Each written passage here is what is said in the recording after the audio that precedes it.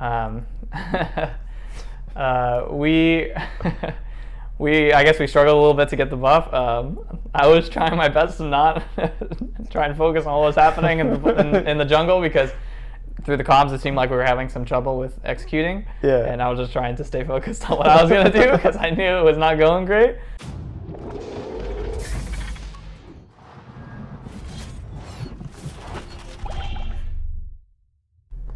This is Zento from Esports Heaven, and I have here with me Solo from Clutch Gaming. Hello. And you guys had an insane early game. Just kind of break that down for me. Like, what was going on with the whole plan? Because you had Ezreal and Braum, Yeah. Which are really good level 1 champions. So, like, what was going on in the comms and stuff? Yeah, so, we had a game plan to, take their red level 1 and try and, be as aggressive as we can with Nocturne before it hits 6. I guess we struggled a little bit to get the buff. I was trying my best to not try and focus on what was happening in the jungle, because through the comms it seemed like we were having some trouble with executing. Yeah. And I was just trying to stay focused on what I was going to do, because I knew it was not going great. But props to my team, because it was quite a disaster and we were able to bounce back really well. So it was good that we have that resiliency. So you got hard focused top too. How was that like? Because was that what you were thinking was going to happen when you loaded into the draft? It was just, okay, Nocturne's probably going to try and focus me to upset the matchup of Camille Gnar, or? Yeah, I mean, I knew going in that, one, that matchup's not super great early for Camille, and then that Nocturne 6 was going to be dangerous, and they have a Talia, so they have a lot of ganking opportunities. So I expected there'd be times that I wouldn't be able to get pressure, and there'd be times that I'd be being roamed on. So I mean, my team did a good job calling it out. I definitely made a mistake and didn't avoid one of the Nocturne ganks, but I was able to recover, and it's not really that big of a deal if they get like a slight advantage, because I know I'll be able to come back from that. Yeah.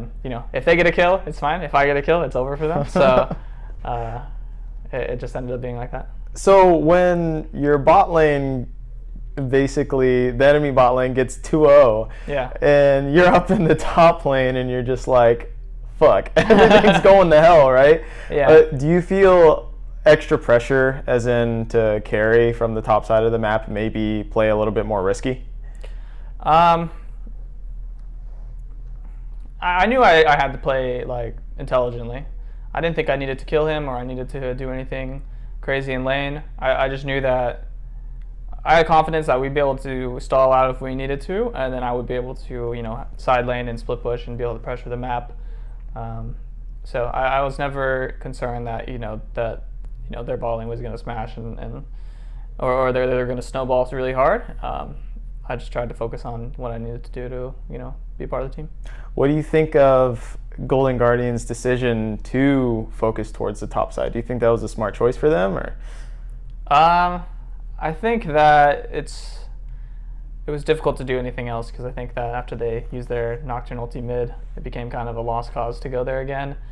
And then their bot lane is just hard to gank because they're playing Ezreal Braum. So Camille is a little bit vulnerable, and when Gnar is mega, it's easy to set up things. So I think them going for me was a smart choice, and trying to shut me down, because later on I'll be able to split push if I'm ahead, or even. So smart move by them, and I think they did a fair job of doing it. But my team was able to take advantages elsewhere. Okay, so with the recent news of Cloud9 subbing out their mid lane and their jungler, Yeah. So now they're subbing back in Svenskeren and Golden Glue. Mm-hmm. We haven't seen the game yet, but how important is it to keep secrets from scrim partners when you're doing scrims? Does your team kind of feel pressure to maybe select the correct partner for that week? How does that all happen within a team dynamic? I mean, you definitely want to get just the best scrim partners as possible. So playing against the best teams that you can get. As far as just hiding things, I think it's difficult because you don't have a ton of time to experiment, and patches are pretty frequent. And meta's kind of changing always, so it's hard to find time to practice like really niche scenarios already. And then if you want to hide those, it's even more difficult because you're just limiting the practice time. So I don't know exactly what C9 did. I imagine they scrimmed with both their roster options, and I'm sure they found strengths and weaknesses in both of them, and I think they're trying to use that to their advantage. And if you're going to do it against anyone, I think doing it against TL is the best case because they are the best team right now. But it just depends on how efficient you can be in practice. But it all comes down to that. So you now are going to face CLG and Echo Fox. Yeah. What are your thoughts on those two teams? CLG is, kind of similar to us, where we started out not strong, but still in contention and still, foreseeable playoff team. And then, I'm sure they've had a lot of issues and have kind of struggled to find wins, similarly to us. Yeah. I think that we're the better team, and I think we should be able to win. And I think with the way we've been playing recently, I think we have a higher chance now.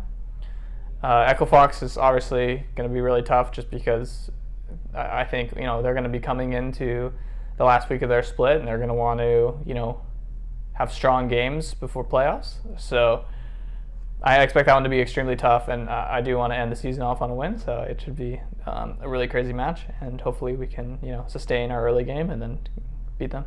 All right, well, good luck. This has been Azento from Esports Heaven and Solo from Clutch Gaming. Thank you. Thank you. I assume if you made it this far, you probably enjoyed the content. So if you did, subscribe, and also check out my other content that's more analytical and opinionated. But otherwise, keep it locked at esportsheaven.com, and I'll see you next time. Peace.